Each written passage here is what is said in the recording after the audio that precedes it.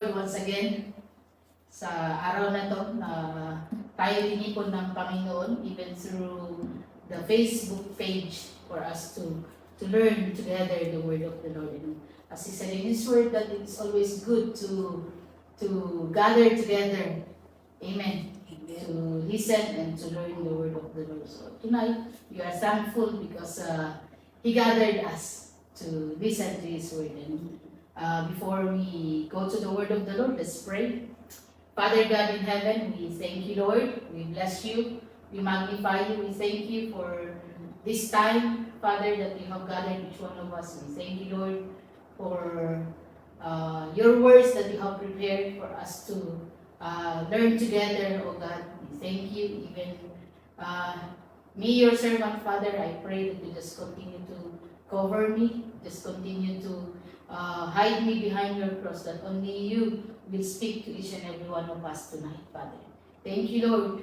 We bless you in just mighty name. Amen. And praise the Lord. Amen. Tonight we're going to study the word of the Lord in Psalms 119, verse 9. Amen.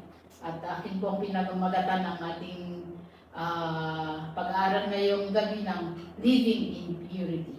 As he said in his word in Psalm 119 verse 9, how can a young person stay on the path of purity? So, how are we going to live in purity? At mapapag-aralan natin yun according din sa salita ng ating Panginoon. As we continue to study the word of the Lord, we're going to see how are we going to live in the purity. Amen. So that ang ating pamumuhay as Christians is nakakaaya pa rin sa paningin ng ating Panginoong Jesus. Amen. So, first, let's move sa verse 10. Sabi niya dito, paano tayo mamuhay ng kadalisayan.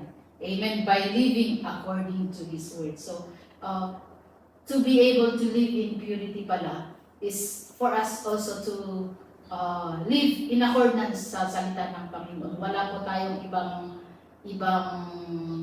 ano yan, directions or law or other katuruan kundi ang salita ng Panginoon. It is only the word of the Lord that will teach us how to live in purity. Amen. Sabi niya sa verse 10, I seek you with all my heart. Do not let me stay from your commands. So first, sabi ng Panginoon, ang salita ng Panginoon na ating gagawin upang sa gayon ay mamuhay tayo in purity or kadalisayan is to seek the Lord. Seeking the Lord first, amen, in our lives. I know that most of us as we are here abroad, mas marami sa atin ang mga busy bodies, amen. I know even saan man, anumang klase ng trabaho na meron tayo, if we are called OFWs, alam natin na ang ating mga trabaho ay kailangan ng kasipagan. Amen. But the Lord says, in spite of these things, in spite of being so busy, in spite of so many things in life that we need to tend to, kailangan natin gawin is, sinasabi pa rin ng ating Panginoon, upang sa ganun hindi tayo mawala para sa path of purity, for us not to get lost sa path na gusto ng ating Panginoon na ating tahakin is, kailangan natin isip din ang Panginoon first before our work, before anything else in this world. We need to seek the Lord first. Amen. Amen. Amen. Yun ang sabi niya dito. So, in seeking the Lord, sabi niya sa Matthew 6:33, alam ko, memoryado natin yun. Amen. Sabi niya, seek first the kingdom of the Lord and His righteousness. Kasama ang righteousness ng ating Panginoon. We need to seek Him first, amen, for us to be able to know how to live in purities. Kailangan nating isip muna ang ating Panginoon sa ating mga buhay. Amen? Kasi in seeking the Lord, He will be able to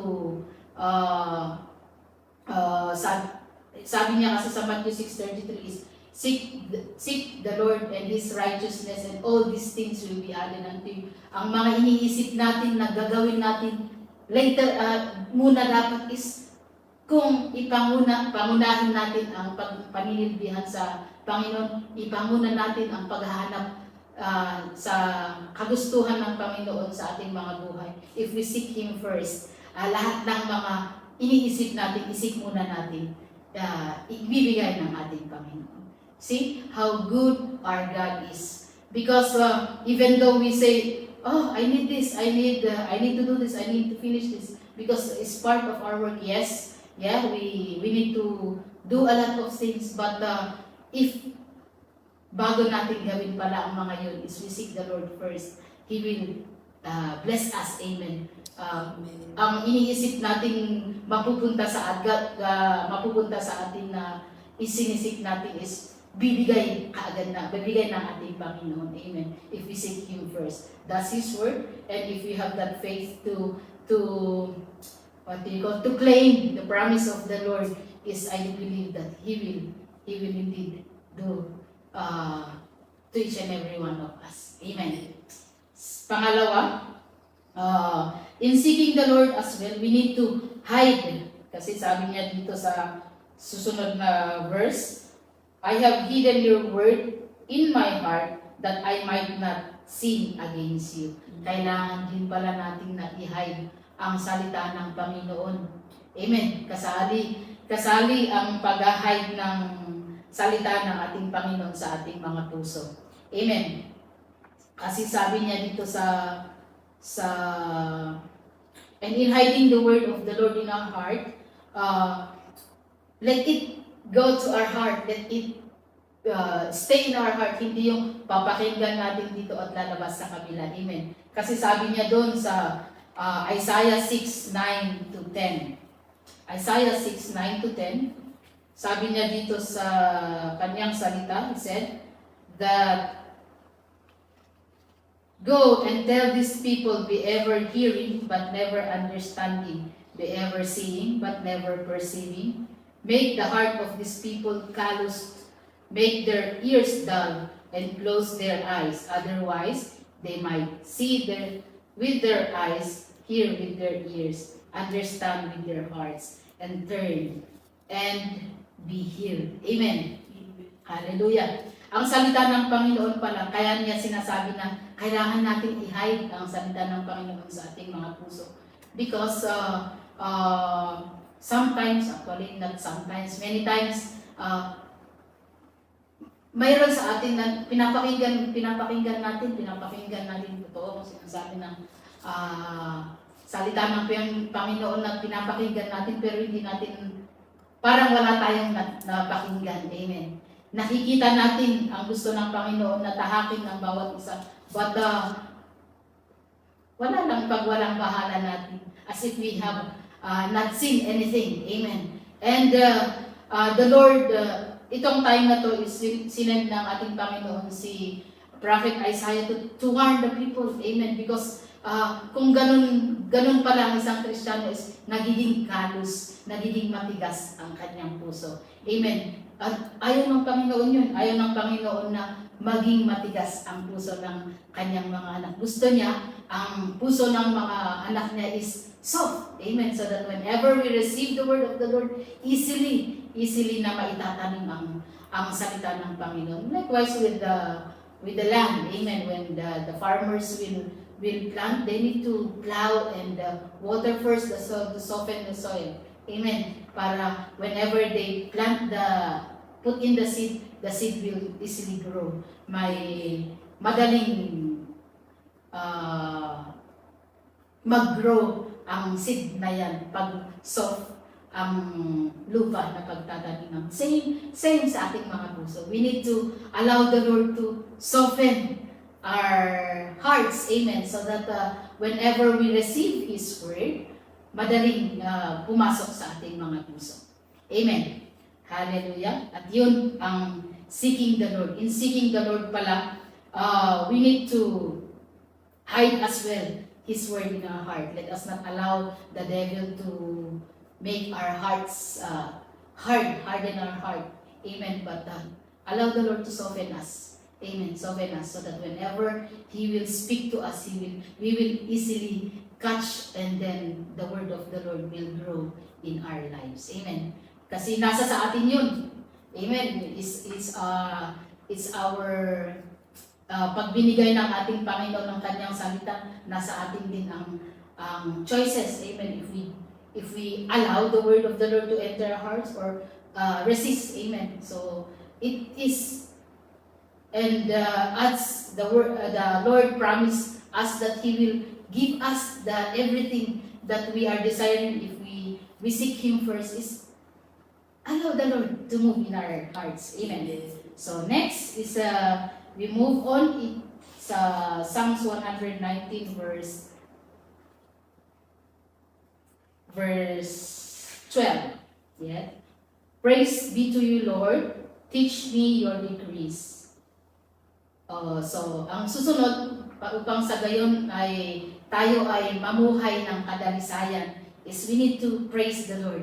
And in seeking the Lord, kasali din ang pagpupuri sa ating Panginoon. Amen. Praising the Lord also includes, if we continue, with my lips, I recount all the laws that come from your mouth. Ibig sabihin, parehas, halos magkaka-rugtong lang ang salita ng Panginoon. They are interconnected. Amen. In praising the Lord is not only coming to the Lord, singing praises and singing songs to Him, but in praising God includes giving value to the word of the Lord. Amen. As in, kung gaano natin binavalue ang ating pagkain physically. Amen. Iniisip natin ang ibibili natin ng ating mga allowance, ang mga allowance natin ibibili sa ating mga pagkain araw-araw. Kung binavalue natin, all the more na i-value natin ang salita ng Panginoon. Kasi sabi niya sa Matthew 4:4, amen, na pag kailangan din natin pakainin ang ating spiritual na katawan. Amen. We need to feed. And he said as well that even the callous hearts will be pierced. Amen. Sa power ng salita ng Panginoon, if you value the word of the Lord, the power of His word will penetrate. Meron man ng time na magiging callous, this heart will be hardened. The word of the Lord will come and pierce this callous or hardened heart and soften this heart. It's only the power of the word of the Lord. That's why it's good to give value. Amen. So if we have like this, we thank the Lord for giving us this time upang sa gayon ang lahat tayo ay nag-aaral sa Kanyang salita. Because indeed, importante ang salita ng ating Panginoon. Importante na makinig tayo at mapuno sa Kanyang mga salita. Amen. Hallelujah. He said as well, balik tayo sa Psalm 119 verse 7. Sabi niya dito, I will praise you with an upright heart as I learn your righteous laws. I will obey your decrees, do not utterly forsake me. So, dito, makikita natin na yung nagsulat dito, pinapahalagaan niya ang salita ng Panginoon. Sa kanyang pagpupuri sa Panginoon, pinapalagahan din niya ang salita ng Panginoon sa kanyang buhay. So it's good for us to continue to live in purity pala, is we need to continue to praise the Lord and continue in praising Him, in worshiping Him. We need to value His word as well. Amen. As we value the physical food, we should value the word of the Lord as well. Amen. Mas sana ang pag-value natin sa salita ng Panginoon. Amen. And praise the Lord. We move to number 3.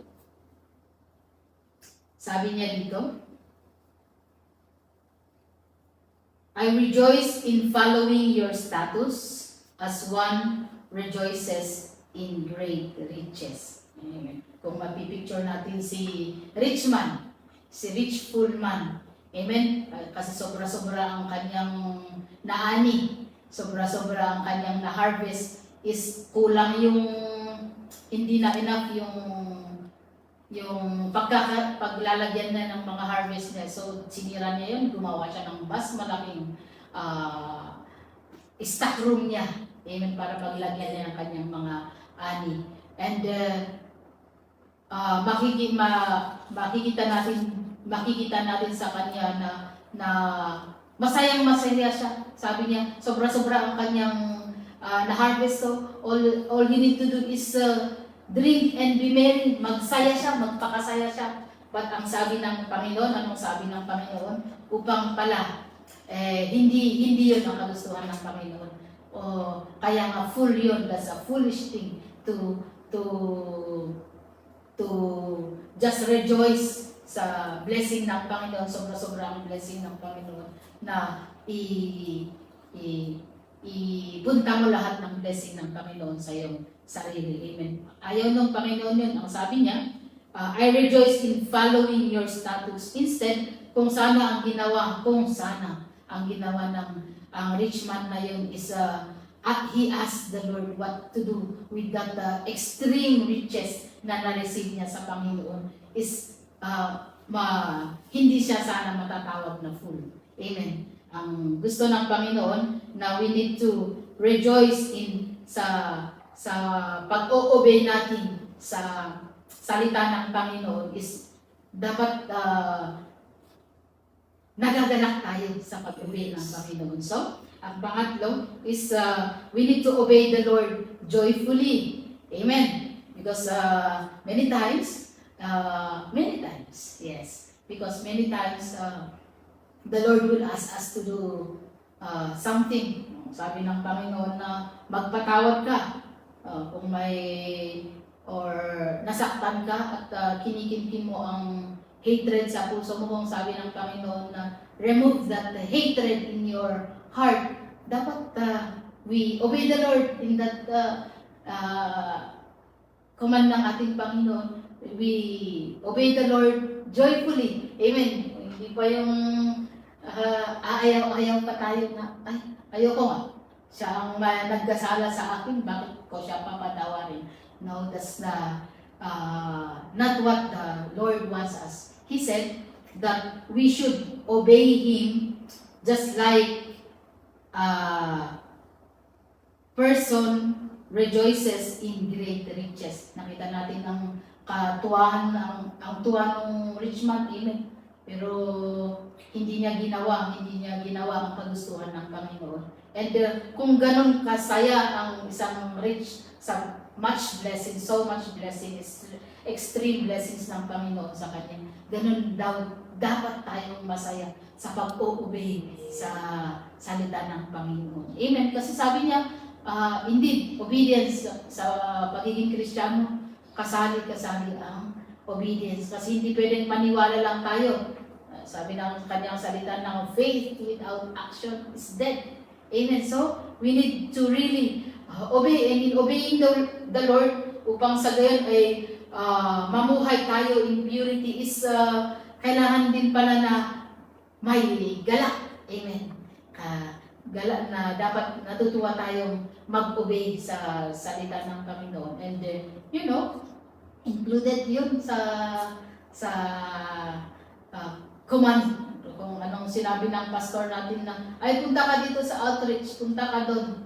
Hindi pala nang hindi tayo pwedeng magsabi na, ay, pagod na ako sa trabaho ko, pagod na ako dito.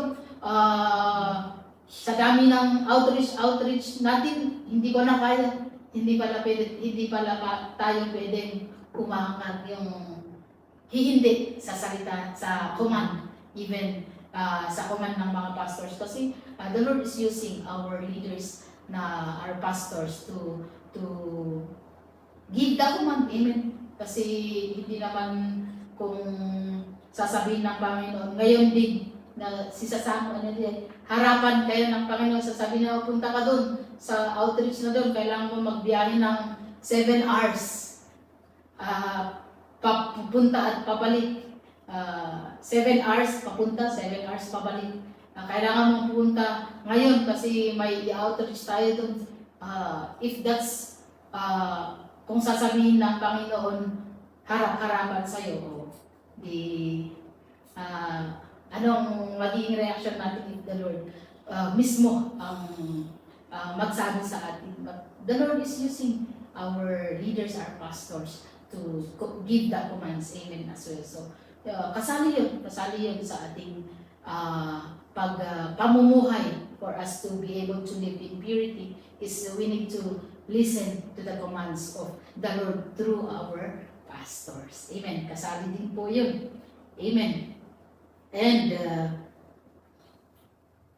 in obeying, wala sanang murmuring. Amen. Kasi ayaw ang opposite ng worshiping is murmuring. So in obeying, kasi dapat masaya tayo. Masaya tayo. Yes, Lord.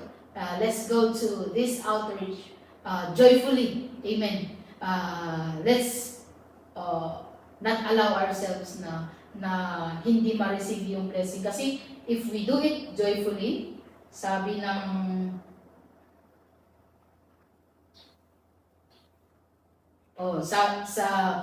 kung ganon ang ating pag-obey sa salita ng ating Panginoon, sa command ng ating Panginoon with a joyful heart is, of course, ano ang salita din ng Panginoon if we go to His Word in the book of Psalms, still na if we nagagalak tayo, lahat ng sa salita ng Panginoon, nagagalak tayo na mag-obey sa command ng ating Panginoon is the blessings will follow. Amen. He will always reward. That's the word of the Lord. He will always reward those who will do good. Amen. Those who will obey the Lord. And let's move to number 4. Number 4, sabi niya dito sa verse 15, I meditate on your precepts and consider your ways. So, kasali din ang meditating. Amen. To be able to live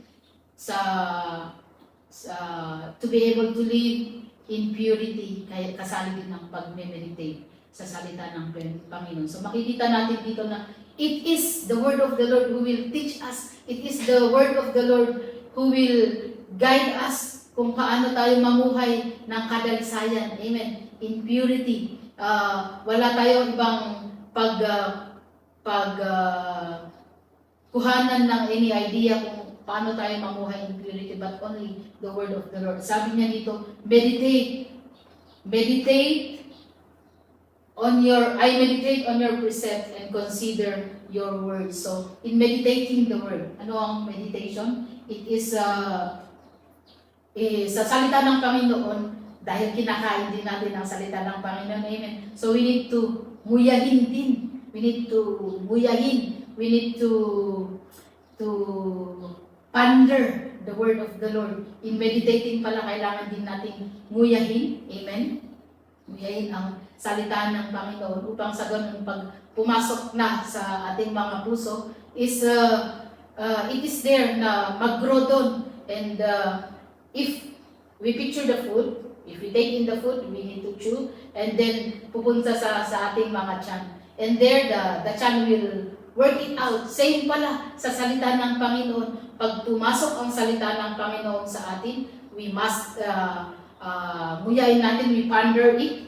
And then when it get inside our hearts, let's allow the Lord to continue to work out. Amen. Kasi ang salita ng Panginoon magiging powerful if it is being worked out by the Holy Spirit. Amen. Hindi pala tayo lang ang mag-work. Even the Lord, even the Holy Spirit will work too. Same sa ating tiyan. Hindi naman tayo na ang mag-mumuya sa tiyan pa natin, di ba? It is that the stomach will work para yung nutrients pupunta sa ating mga body. And same pala sa pagkain natin sa salita ng Panginoon when we, in meditating the word of the Lord, when we read or when we hear the word of the Lord, we ponder i-reflect natin sa ating mga sarili ang salita ng Panginoon. And then, afterwards, we put it in our hearts. In putting in our hearts, let's allow the Holy Spirit to move. Amen. Upang sa gayon, yung gusto ng Panginoon ang nibabaw. Amen. Hindi yung kagustuhan natin. It's always the will of the Lord will manifest if we will allow the Holy Spirit to work. When the word of the Lord enters our hearts, let's allow the Holy Spirit also to work in us. Amen. With sa salita ng Panginoon na pumasok sa ating mga puso. Amen. And he said as he said in Joshua 1:8, alam ko din na memoryado natin yun. Joshua 1:8 says, keep this book of the law always on your lips, meditate on it day and night, so that you may be careful to do everything written in it. Then you will be prosperous and successful. Amen. Always, pag may sinabi ang ating Panginoon, pala sabi niya, i-meditate natin ang kanyang salita. And pag ginawa natin, if you obey that, He will make us prosperous and successful. Kaya tama ang salita ng Panginoon sa Matthew 6:33, that if we seek Him first, all these things that we are longing for or looking for, the Lord will give us. Amen. At same sa salita ng Panginoon, sabi ko, as I have said, that interconnected ang salita ng Panginoon. Ngayon, sinasabi naman niya na if we meditate His word, day and night pala, He will make us prosperous and successful. So, what else can we do but to do what the Lord is telling us? Amen. And talagang ganun, upang sa ganun is as tayong mga Kristiyano is patuloy na mamuhay in purity. Amen. Sabi niya sa Psalms 1, verse 2-3. Can we see Psalms 1? Verse 2-3. But whose delight is in the law of the Lord, and who meditates on His law day and night, that person is like a tree planted by the streams of water, which yields its fruit in season, and whose leaf does not wither. Whatever they do prospers. Amen. That's the word of the Lord. So ano bang kailangan natin gawin? Let's continue to meditate. It's good to continue to meditate sa salita ng Panginoon. Alam niyo kung bakit? Kasi hindi natin alam ang ating hinaharap. Amen. Right now, there is a ongoing war in the Middle East between sa Israel and Iran. Amen. Ongoing ang war. We do not know what the next days. At sabi ng Panginoon, yun ang that's a sign of His coming. Amen. Wars and rumors of war is a sign of the Lord's coming. So, we do not know. That's why it's always good to meditate. I-master natin ang salita ng Panginoon. Pangsagon wherever we will go. As OFWs, we do not know where the Lord will bring us. Amen. And in the coming days, if the Lord will bring us to another place where this Bible is not allowed to bring with you, at least we have the word of the Lord in our hearts. We have the word of the Lord in us na pwede natin gamitin to encourage other people and to teach other people, and of course to encourage and teach us. Amen. So, importante sa buhay ng isang Kristiyano upang sa gayon ay mamuhay tayo ng kadalisayan is to continue to meditate the word of the Lord. Let's sabi natin yun sa ating mga devotion. Amen. I do believe that lahat tayo ay may time to talk to the Lord. we devote our time to talk to the Lord, isalin natin ang pag-meditate sa salita ng ating Panginoon. Amen. And I do believe that His Word, He said that He will make us prosperous and successful. Whatever these hands do, if we continue to meditate to His Word, whatever we do prospers. Amen. And glory to God. That's the blessing already of the Lord. Amen. In obeying His command. And next, let's move on sa number 5. Number 5 is delighting in the Lord. Let's go back sa ating text sa Psalms 119. Last verse na yun, 16. I delight in your decrees, I will not neglect your word. Amen. He said in His word that those who will delight in His word, He will bless them. He will give the desires of your heart. In Psalms 37 verse 4, sabi niya din doon, delight yourself in the Lord, and He will give the desires of your hearts. Amen. If you desire to have vacation in the Philippines, yun ang desire ng mga OFWs usually. Amen. Ang magbakasyon sa Pilipinas. And most of us here in Cambodia, most of us here doesn't have the OEC yet.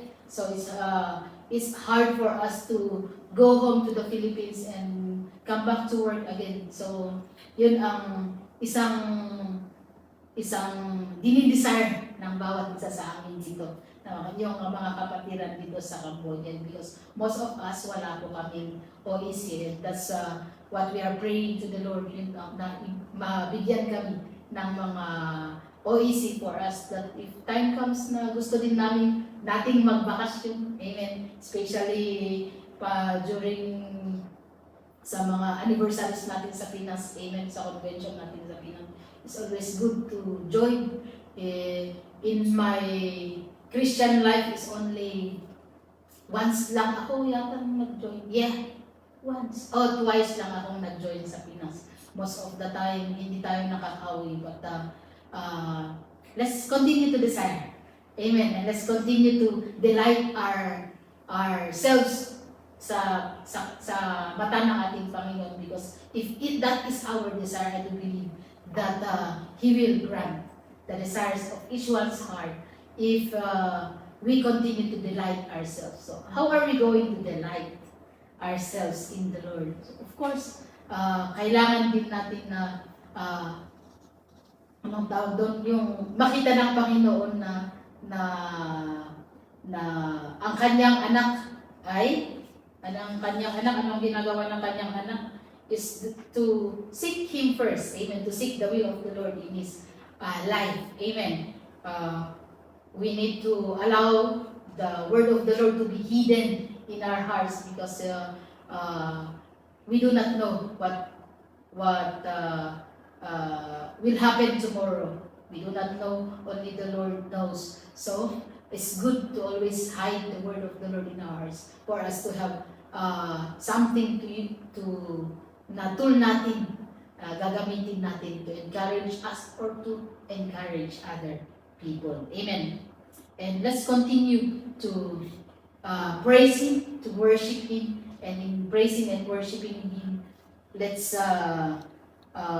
value the word of the Lord. Let us always have the time, to value the word of the Lord. I know that most of us have their own Bible studies in every state, in every outreach, every country that we are in. I do believe that all of us have their own Bible studies. So let's give time to these Bible studies. Amen.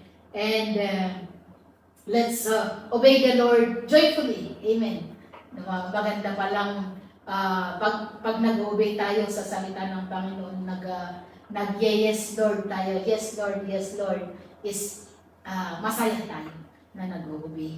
Amen. And let's continue as well to meditate the word of the Lord in our lives, in our heart. Let's continue to chew, and then let's allow the Lord, the Holy Spirit, to move, so that mas maging powerful and effective ang salita niya sa ating mga buhay.